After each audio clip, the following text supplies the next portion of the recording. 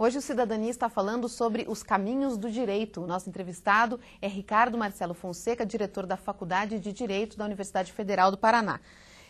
Vou aproveitar então que estamos aqui com um professor e vou te perguntar o seguinte: a formação dos advogados no Brasil hoje é uma formação boa, condizente com o que é necessário? A pessoa sai da faculdade preparada?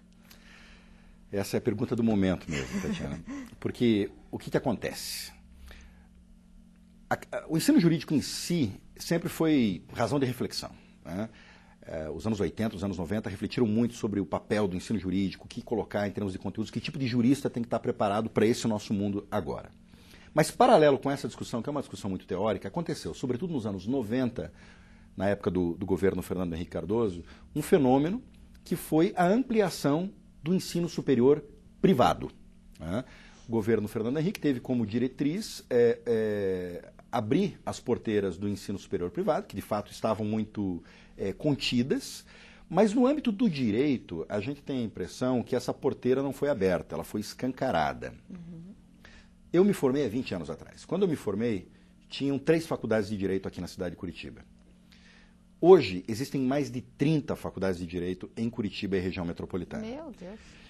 Naturalmente que isso causa efeitos, né? Quer dizer, quaisquer das faculdades há 20 anos atrás ou mais, eram faculdades em que o nível dos estudantes, né, todo mundo lembra como eram os vestibulares mesmo nas faculdades privadas de direito, era uma coisa muito concorrida. Agora, o que acontece? A gente percebe que o nível dos estudantes, naturalmente, com tanta oferta, caiu demais e, naturalmente, que o nível dos professores também é diferente do que era antes. Em alguns pontos, melhorou muito o nível dos professores, porque hoje a gente está numa época em que as pós-graduações também se difundiram, né? Existem mais mestres e doutores do que há 20 anos atrás. Nesse sentido, a gente teve um grande progresso. Mas, naturalmente, que eu me permito refletir que nós não temos professores de direito, professores com P maiúsculo, naturalmente, suficientes para 30 faculdades de direito numa cidade como Curitiba, né? Resultado, ora, crise na formação, né? Quer dizer, o ensino privado, às vezes, pode ser um ensino muito competente também, né? Isso acontece em Curitiba, temos tantas faculdades muito boas, mas, infelizmente, algumas outras faculdades, elas funcionam como empresa, têm a racionalidade pura do lucro e, naturalmente, que a formação, a finalidade pública da educação, não é tão contemplada assim. O resultado é trágico. Mas daí tem uma outra seleção que é o exame da OAB. Para aqueles que querem ser advogados, né? Porque, na verdade, a OAB é uma das alternativas, dentre tantas, nas carreiras jurídicas, né? Uma pessoa que quer ser juiz, por exemplo, não precisa fazer o teste da OAB, ele faz o concurso de juiz. Mas também é esperável que, assim como ele não vai passar, como geralmente acontece no último teste da OAB, passaram 10% em média dos candidatos. 10% apenas? 10%. A média, o último, que foi bastante rigoroso, 10%, essa foi uma média nacional, que refletiu-se também aqui no Paraná. E tem que ser assim mesmo? Essa é uma discussão muito complexa. Eu acho que, por um lado, é bastante importante que haja esse filtro, né? Porque as carreiras jurídicas, a carreira de advogado em particular, é uma carreira muito sensível. É uma carreira que, enfim, é uma profissão que mexe com interesses, que mexe com direito. É necessário que haja um filtro para a própria proteção social, a meu ver, né? Isso é bastante importante.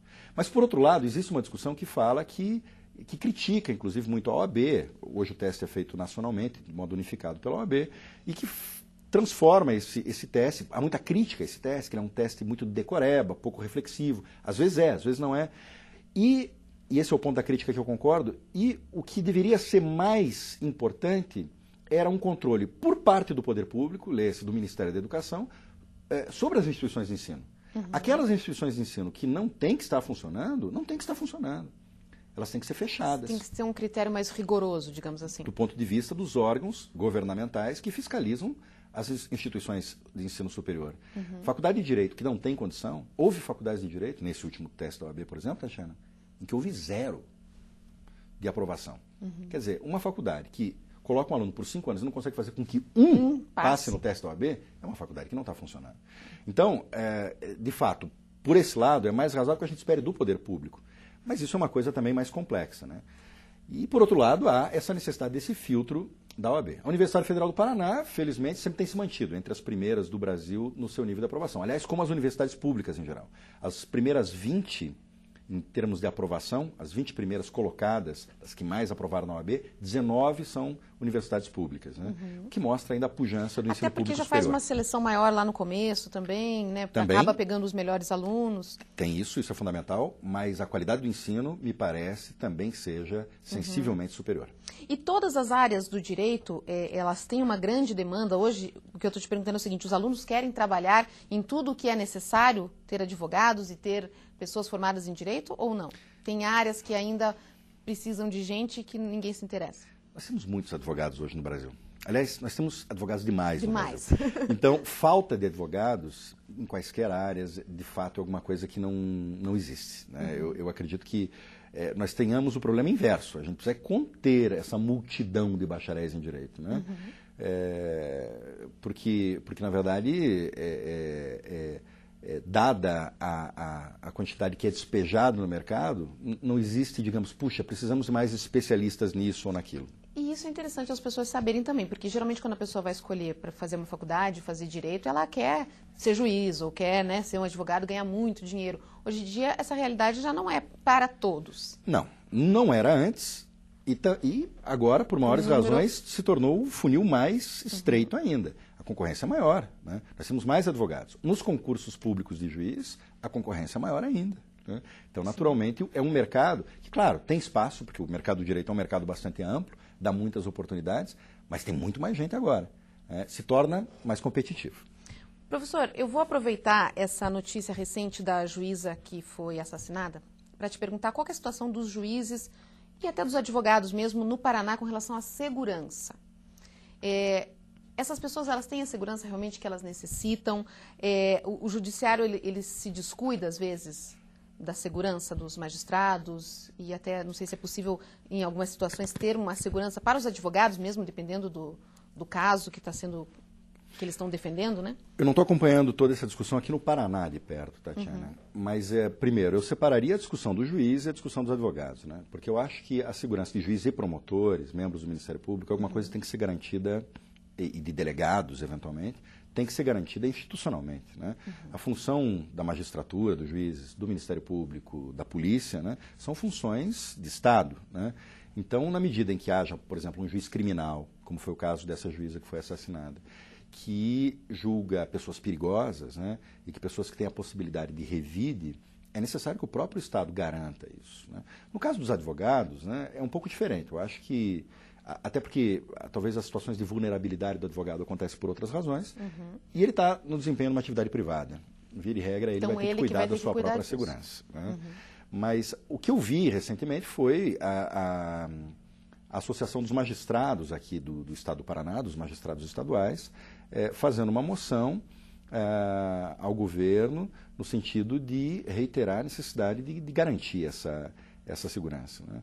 Mas, felizmente... E como é feita essa segurança, geralmente? É uma pessoa que fica acompanhando, como se fosse um segurança particular mesmo? Sim, a polícia, né? Eles Fica têm que fazer um destacamento Porque, às vezes, policial. também a pessoa é mudada de cidade, vai para um outro Sim. estado, isso acontece também. Também acontece. E deixa de atuar também por alguns períodos. Passa a atuar em outros processos, né? Quer dizer, mas aí é um mecanismo muito institucional, que tem que pesar também o que vale e o que não vale a pena, né? E qual que é a real necessidade também, né? E a real necessidade, porque às vezes, simplesmente sair, escapar de uma situação de tensão, quer dizer, a tensão não vai diminuir, vai vir um outro juiz e vai continuar.